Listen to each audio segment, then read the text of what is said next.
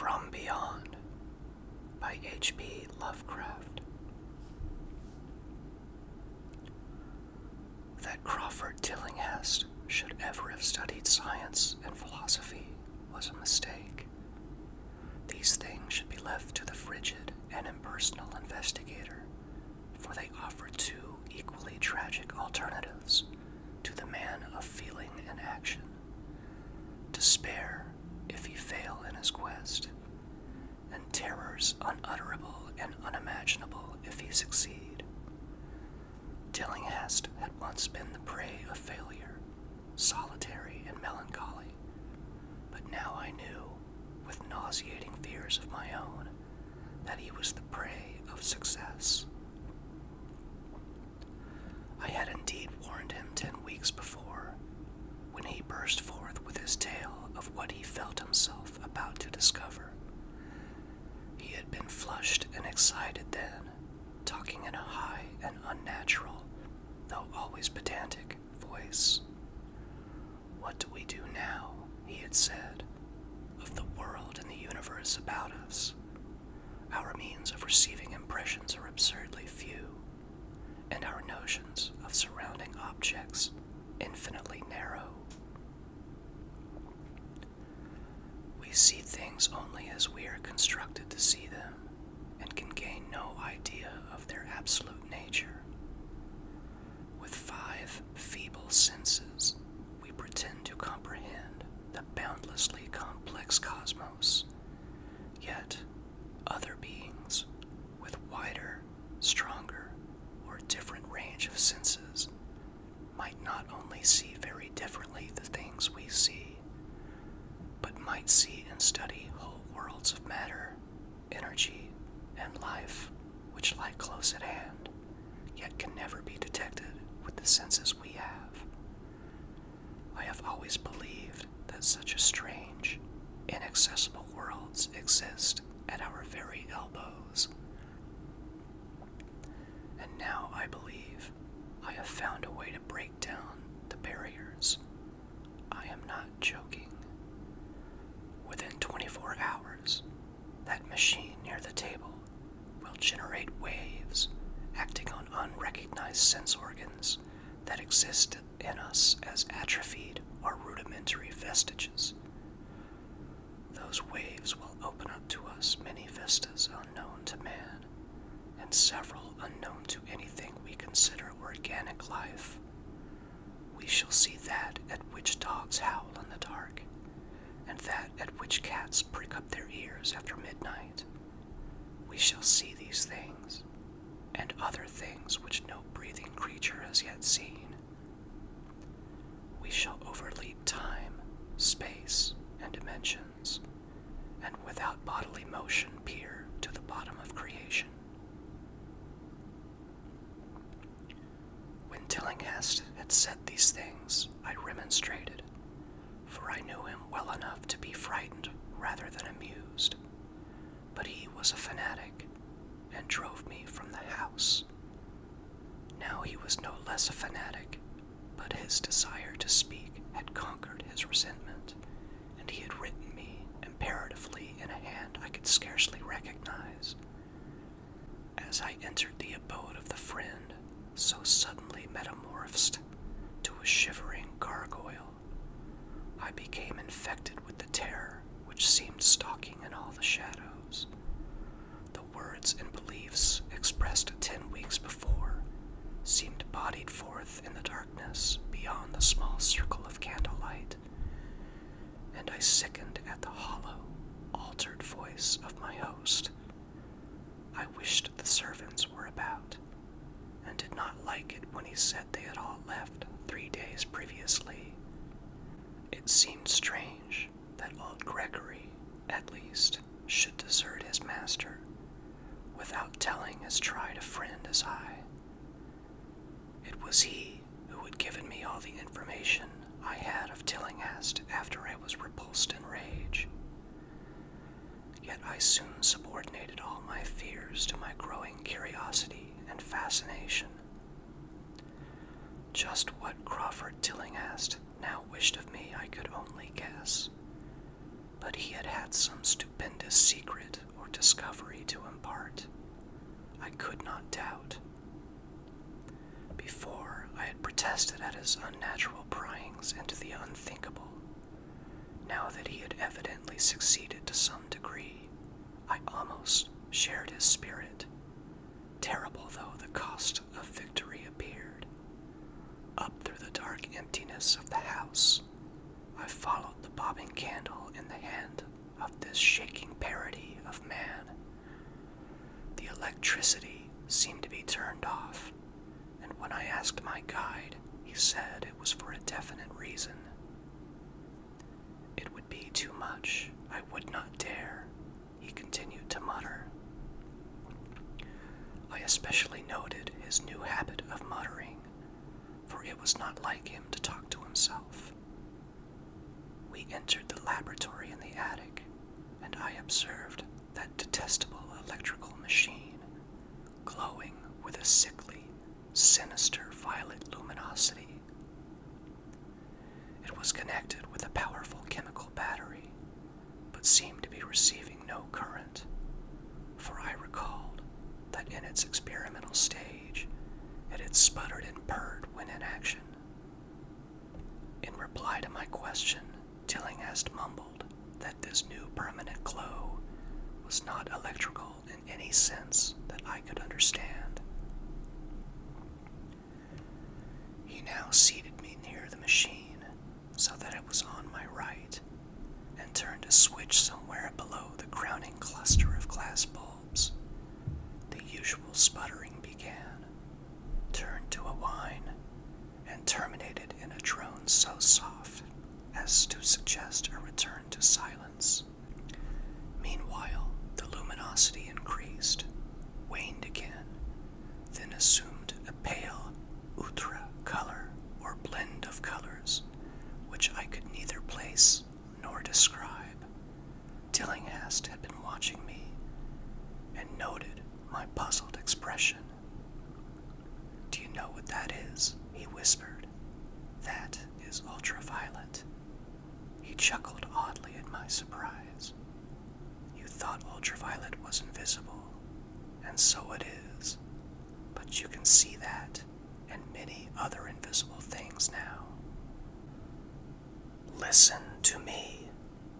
The waves from that thing are waking 1,000 sleeping senses in us, senses which we inherit from aeons of evolution, from the state of detached electrons to the state of organic humanity. I have seen the truth, and I intend to show it to you. Do you wonder how it will seem? I will tell you." Here Tillinghast seated himself directly opposite me, blowing out his candle and staring hideously into my eyes. "Your existing sense organs, ears first, I think, will pick up many of the impressions, for they are closely connected with the dormant organs. Then there will be others. You have heard of the pineal gland. I laugh at the shallow endocrinologist, fellow dupe, and fellow parvenu of the Freudian. That gland is the great sense organ of organs, I have found out. It is like sight in the end, and transmits visual pictures to the brain. If you are normal, that is the way you ought to get most of it. I mean, get most of the evidence from beyond." I looked about the immense attic room with the sloping south wall, dimly lit by rays which the everyday eye cannot see. The far corners were all shadows, and the whole place took on a hazy unreality which obscured its nature and invited the imagination to symbolism and phantasm. During the interval that Tillinghast was long silent, I fancied myself in some vast, incredible temple of long-dead gods, some vague edifice of innumerable black stone columns reaching up from a floor of damp slabs to a cloudy height beyond the range of my vision. picture was very vivid for a while, but gradually gave way to a more horrible conception, that of utter, absolute solitude in infinite, sightless, soundless space. There seemed to be a void and nothing more, and I felt a childish fear which prompted me to draw from my hip pocket the revolver I carried after dark since the night I was held up in East Providence. Then, from the furthermost regions of remoteness, the sound softly glided into existence. It was infinitely faint, subtly vibrant, and unmistakably musical, but held a quality of surpassing wildness which made its impact feel like a delicate torture of my whole body. I felt sensations like those one feels when accidentally scratching ground glass. Simultaneously, there developed something like a cold draft, which apparently swept past me from the direction of the distant sound. As I waited breathlessly, I perceived that both sound and wind were increasing, the effect being to give me an odd notion of myself as tied to a pair of rails in the path of a gigantic, approaching locomotive. I began to speak to Tillinghast, and as I did, all the unusual impressions abruptly vanished. I saw only the man, the glowing machines, and the dim apartment.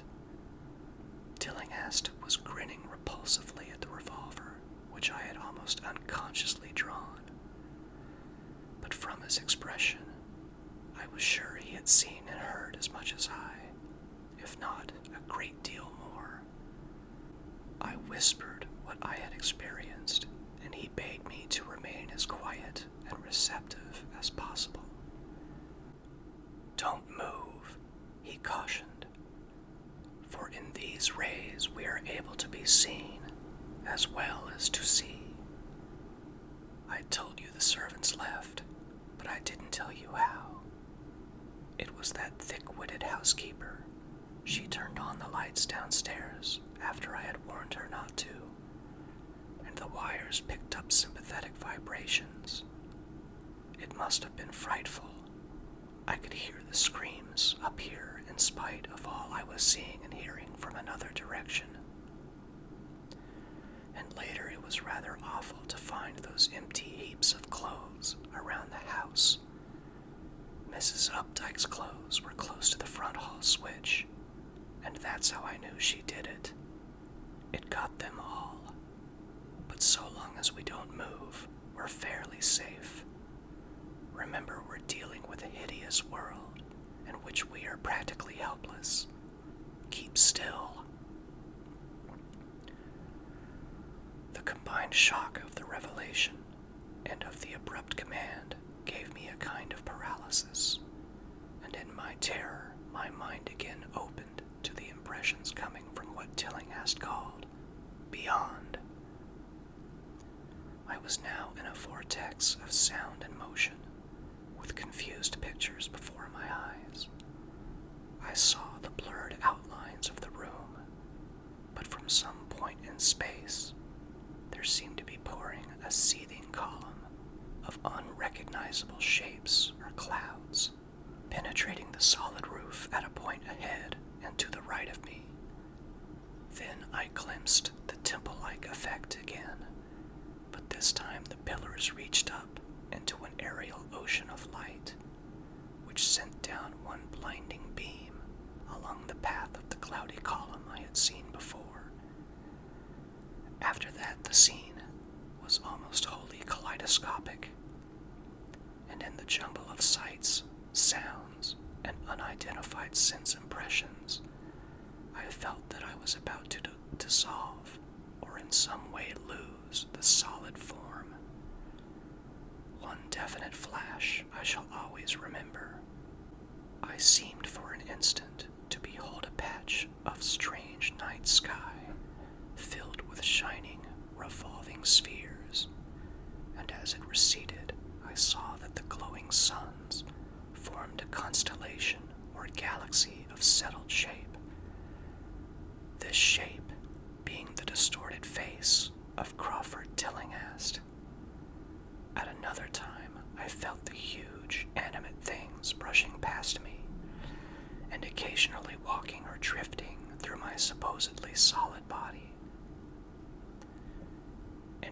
I saw Tillinghast look at them as though his better trained senses could catch them visually. I recalled what he had said of the pineal gland and wondered what he saw with this preternatural eye. Suddenly I myself became possessed of a kind of augmented sight.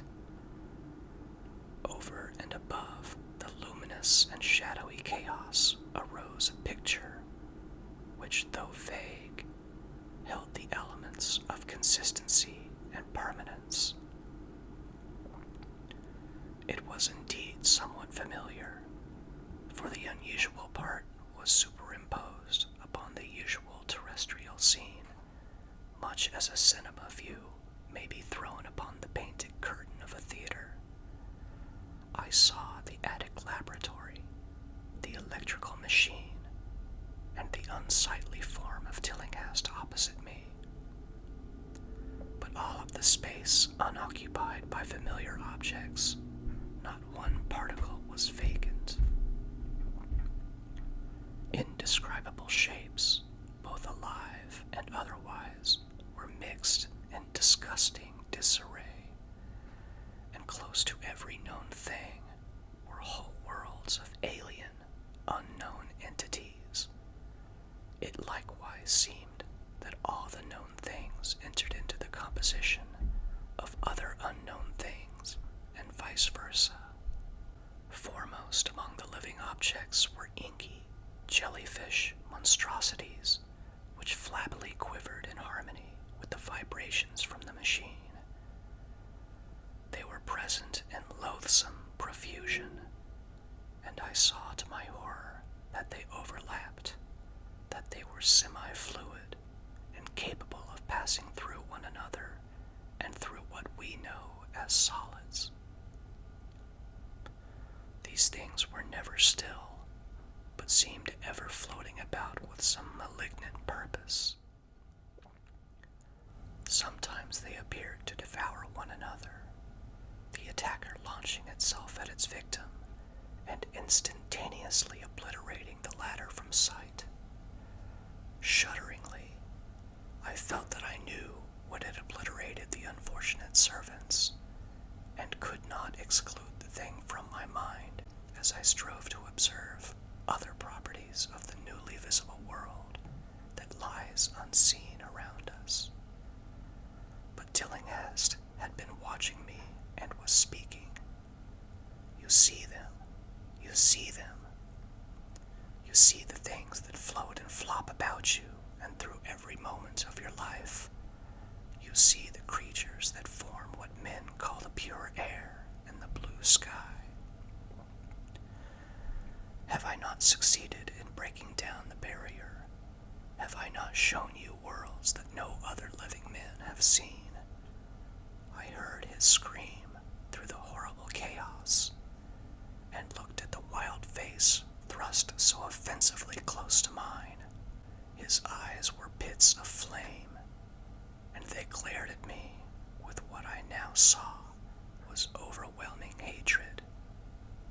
The machine droned detestably. You think those floundering things wiped out the servants? Fool, they are harmless. But the servants are gone, aren't they? You tried to stop me. You discouraged me when I needed every drop of encouragement I could get. You were afraid of the cosmic truth, you damned coward. But now I've got you. What swept up the servants? What made them scream so loud? Don't know, huh? You'll know soon enough. Look at me. Listen to what I say. Do you suppose there are really any such things as time and magnitude? Do you fancy there are such things as form or matter? I tell you, I have struck depths that your little brain can't picture. I have seen beyond the bounds of infinity and drawn down deep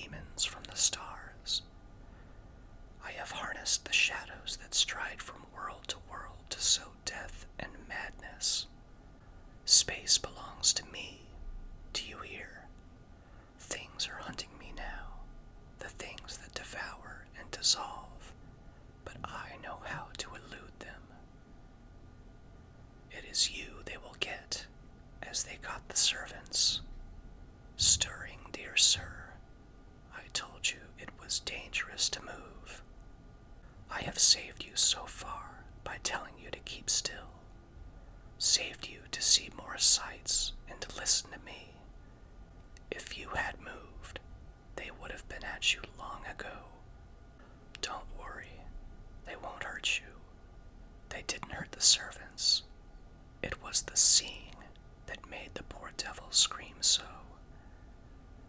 My pets are not pretty, for they come out of places where aesthetic standards are very different. Disintegration is quite painless, I assure you, but I want you to see them. I almost saw them, but I knew how to stop. You are curious. I always knew you were no scientist.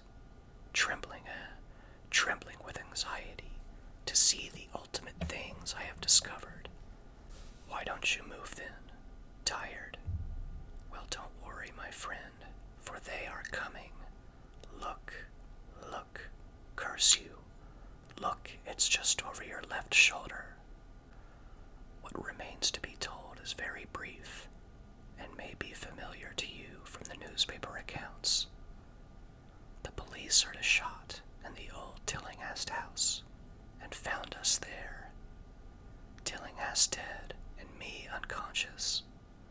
They arrested me because the revolver was in my hand, but released me in 3 hours after they found it was apoplexy which had finished Tillinghast, and saw that my shot had been directed at the noxious machine which now lay hopelessly shattered on the laboratory floor. I did not tell very much of what I had seen, for I had feared the coroner would be very skeptical, but from the evasive outline I did give, the doctor told me that I had undoubtedly been hypnotized by the vindictive and homicidal madman. I wish I could believe that doctor. It would help my shaky nerves if I could dismiss what I have now to think of the air and the sky about and above me.